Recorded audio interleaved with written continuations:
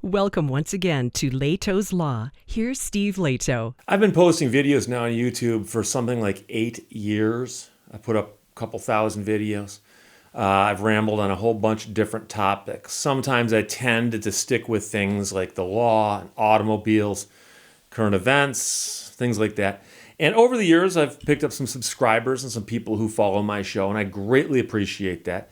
And the numbers actually even astound me. I recently crossed, I think, 318,000 subscribers.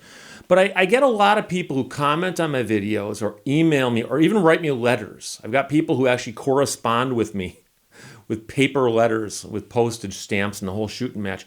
And I really, really appreciate that. And I'm still, like I said, kind of just humbled by the fact that so many people go out of their way to not just watch my videos, but to let me know they watch them.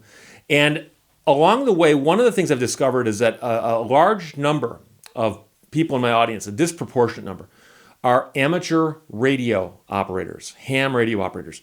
And I've got a brother who was a ham radio operator back in the day, and so I'm familiar with that world, but I am not myself. And so I've had people ask me, they say, Steve, I see stuff on your set that hints about amateur radio. I often wear shirts that have been sent to me by viewers who are amateur radio operators.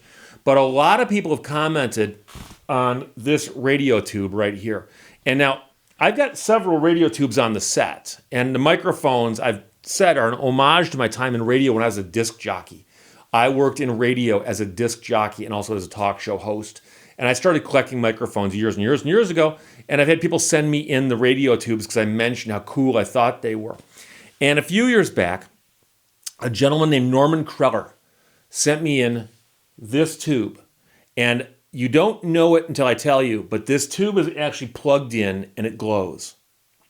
And so I've got it wired with the rest of my set. When I press the button, it turns on everything on the set. It turns on this tube. And at the end of the video, I will shut the lights off so you can see that I'm telling you the truth about that. But Norm contacted me out of the blue one day and just said, Steve, I'm an amateur radio operator. I watch your videos. I love your channel, and I'd like to send you a radio tube. And he goes, it's like ones that you've got, but I have one that I've wired for you so that when you put it on the set and plug it in, it'll glow, unlike the other tubes. And I worked at radio stations where I could actually, while I was in the air, see through the window at the transmitter. I could see the tubes glowing. And the tubes are kind of like the heart of the radio station, right? That's where the warmth is, that's where the power is, that's what keeps the radio station alive. And so I sent him a note back and said, Ab, I'd be honored to have that. And he sent it to me, and I put it on the set. And I very quietly put it on the set. I have a lot of stuff gets added to my set where I don't make announcements like, hey, everybody, look at this, look at that. And so stuff comes, stuff goes, and some of it stays around longer than others. But a lot of people commented on this because they caught the fact that the call sign was on it. And you can look up a call sign and find out where somebody's located. So W8NEC, of course, was Norm Kreller's call sign. And I got a couple notes from people very, very recently. And there's some people who follow this stuff really closely. And I had several people say, Steve, just to let you know that Norm Kreller passed away. And Norm is the gentleman who made me this tube and sent it to me. And I was saddened to hear that, but I read his obituary. In fact, I read a couple of different versions of it because it popped up in a couple of different places. And I want to thank the people who sent me the note about this because it's not something I would have caught on my own because Norm, although he is apparently from Michigan, was not near me in the sense of geographical sense. And so it wouldn't have popped up on my radar unless someone pointed it out to me. But he did pass away in May. So a little bit over a month ago. And I want to tell you about Norm because I sounds like a fascinating guy. And like I said, my only connection with him was that he sent me the tube. We corresponded briefly, had some very nice email exchanges. But I never met the man. But that also, I think, is quite typical of my audience because there are people out there, and I understand how this is, who watch every video I put up.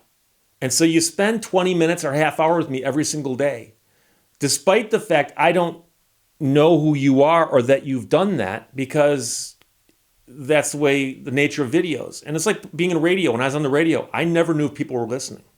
I often suspected they weren't.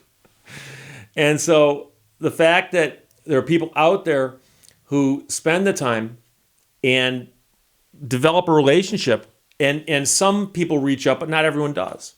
So Norm Kreller passed away in May, and this is from the Toledo Blade. Mike Segov wrote the obituary. Norman E. Kreller, a longtime maintenance manager at the Toledo Jeep plant and a licensed electrician whose clients had included the former Toledo Sports Arena and the former Toledo Gold Diggers ice hockey team, died May 23rd in Temperance. He was 83 years old. 83 years old, longtime maintenance manager at the Toledo Jeep plant and a licensed electrician. And you can see where all of these things come together. Obviously, for him to wire that tube so it glows in the dark was not the most complicated job he ever took on. But he worked at the Toledo Jeep plant, and we all love cars. We all love Jeeps. His daughter-in-law, Tara Koch, says he had an aneurysm. He retired in 2011 from what is now Toledo Assembly Complex after 30 years as a maintenance manager. Almost 30 years. Highlights of his Jeep career included helping close down the Stickney Avenue plant. Before that, he's an electrician at Dana Corp for several years. Before and during that time, he is also contracted as an electrician with many clients, such as the Toledo Sports Arena and the former Toledo Gold Diggers team. So the man, I don't know if he's necessarily a hockey fan, but that's kind of cool to be able to work in an environment like that and be around, sports. Mrs. Koch says he could take anything apart and put it back together. He could make any machinery work. I have a brother. I have a brother who you said, if you said, Steve, describe your brother to me. What's like how he could take it apart, put it back together again. That's him. She said he was definitely a hard worker. He's also a family man. He was nice, friendly, and helpful. He would help anybody with just about anything. In retirement, Mr. Kreller volunteered at the Elmhurst Elementary School lunchroom, helping the staff clear tables and helping younger children open their lunch packages when his grandchildren attended the school in the 2010s. In 1984, he married Karen Smith, who survives. 1984. And I like to think about these kind of things. I've said this before. What were you doing in 1984? Norm and Karen were getting married, and they were still together when he passed. So, sounds like a wonderful marriage. In his free time, Mr. Kreller liked being with his family, especially attending his grandchildren's social events and sports games. Mr. Kreller also enjoyed operating a ham radio for many years with call sign W8NEC, which is behind me, and also W8MPM. He also dined out with fellow ham radio operators and Jeep retirees, and watching college football games on television. He was an avid University of Michigan football fan. So I'm sure, like me, he followed the University of Michigan last year when they won the Big Ten championship and made it into the playoffs for the NCAA championship. He was preceded in death by his son James, brother Bill, sisters Nellie and Ruth, and it is a story, a testament to a wonderful life.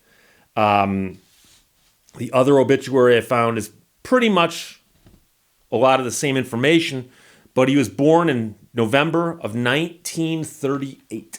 1938. So obviously, before World War II, he's from Saginaw.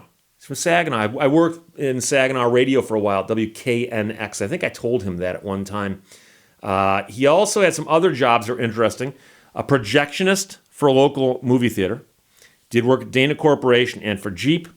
And he was a maintenance supervisor at Toledo Jeep plant after he worked there. Then he retired in 2011.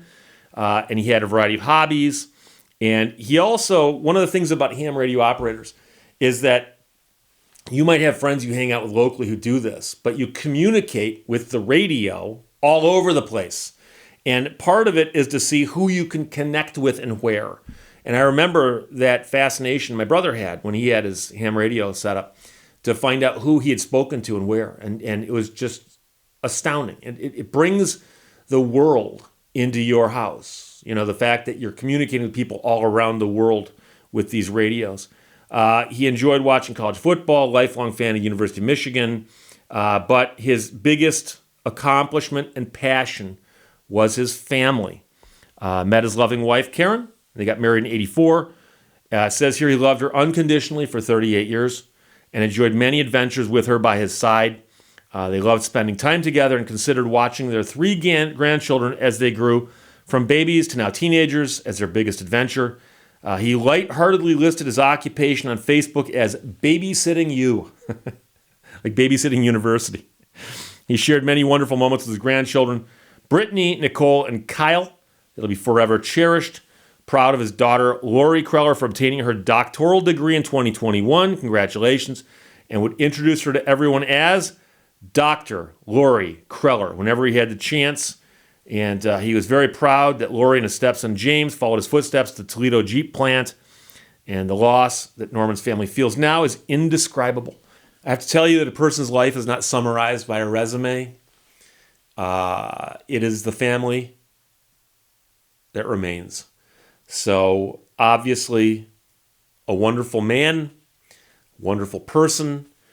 Like I said, I did not know him personally and never met him. But I assure you that Norm will be missed. And I want to thank the people who pointed out to me that he'd passed. And I want to remind people that the tube here represents Norm, friend of mine, friend of the show. And in the world of the ham radio operators, they refer to a key going silent. So there's a silent key, W8NEC. Thank you, Norm. And I wish his family the best. Bye-bye.